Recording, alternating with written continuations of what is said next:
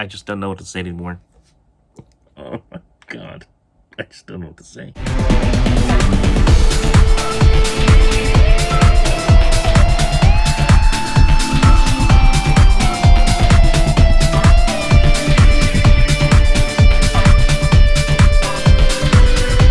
All right, everybody, welcome aboard to the Sports Talk Nation. Michael Cohen here with you, and another unusual day in the land of the New York Mets. Gee, what else is new? Now, this all started, of course, Sunday, right before the Mets-Braves game the Mets would lose 4-0, that Yoenis Cespedes was suddenly missing. The Mets could not locate where Yoenis Cespedes was. They tried to contact him. No one answered this. He never answered his phone. And there was nobody. He was never in the hotel room. He was gone, disappeared. Mets didn't know where he was, and released such a statement. And everyone's wondering, what's going on? Is he okay? Did he opt out? Hint, hint. Did something happen to him? Where is Yoenis Cespedes? That was the question that everyone was asking for about 3 hours, until about 4:20 p.m. Eastern time, when Brodie Van Wagenen came out, Mets general manager, and confirmed that Cespedes had indeed opted out of the season, and he will no longer participate in Met games for the rest of this year. And a guy who's a pending free agent going into next year in 2021, this may be the last time we ever see Yoenis Cespedes in a Mets uniform. In fact, not even maybe, it is the last time we will see Yoenis Cespedes in a Met uniform, period. And it kind of puts an exclamation point on what was a bizarre career stay for Cespedes since 2015, when he was acquired here from the Detroit Tigers.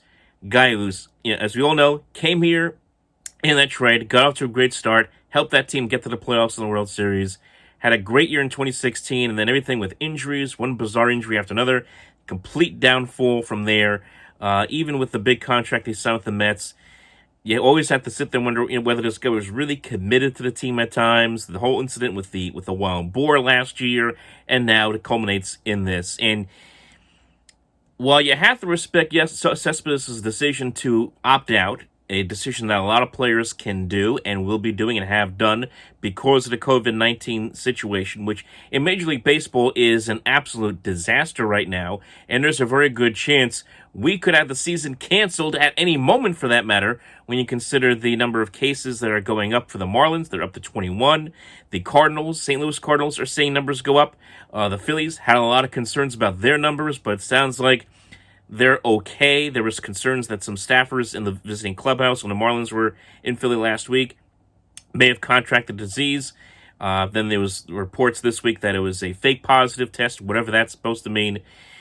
Regardless, the season right now is on tethers, for that matter, with regard to the coronavirus and its impact and the way Major League Baseball has handled it, in my mind, in a lot of people's minds, has not handled it very well.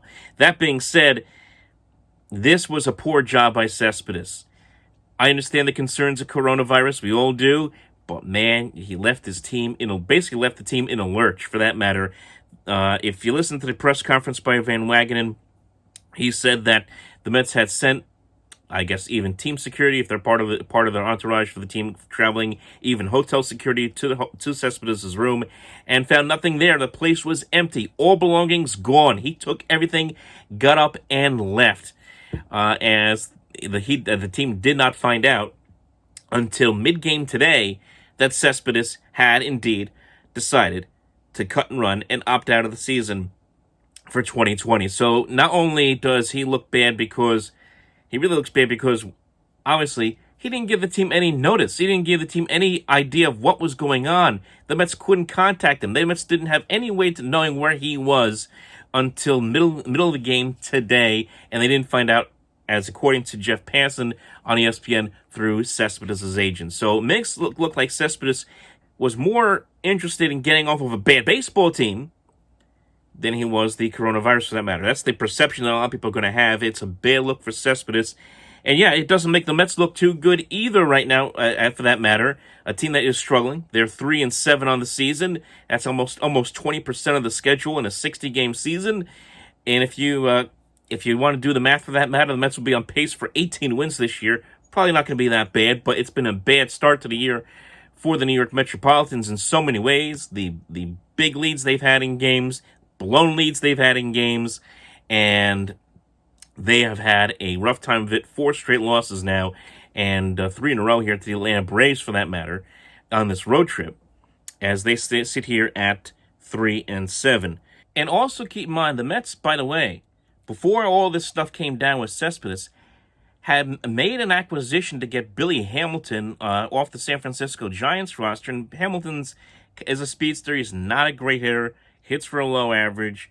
The reason they bring him in here is because of his ability to steal bases. He has almost 300 stolen bases in his career, 299 for that matter. That's why they brought him in here.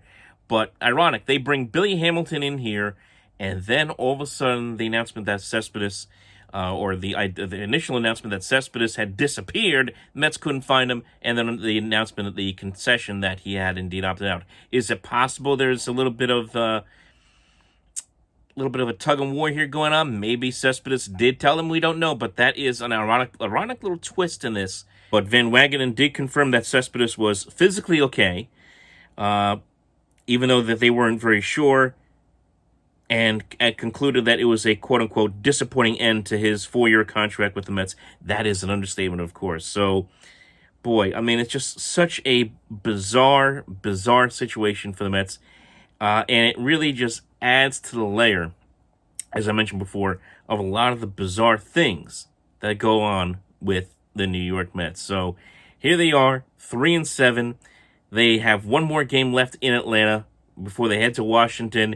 And then there's the question of what's going to happen next, because the Mets do have the Miami Marlins, by the way, coming into Citi Field next weekend. Will there still be baseball by that point is the big question. We'll have to wait and see. Rob Manfred, remember, did come out Friday, said he indicated to Tony Clark, the Players Union president, that he would consider canceling the season.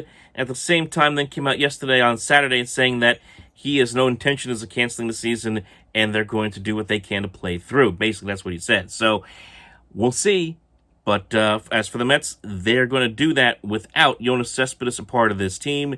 Van Wagenen did say that Cespedes, since it's now past August 1st, cannot opt back in to playing again. So, this is the last time we're going to see Cespedes play, obviously, for the Mets and certainly for the rest of this year. The Mets will go ahead. They'll move on with their basically platoon of players in left field, the guys like Brandon Nimmo and J.D. Davis.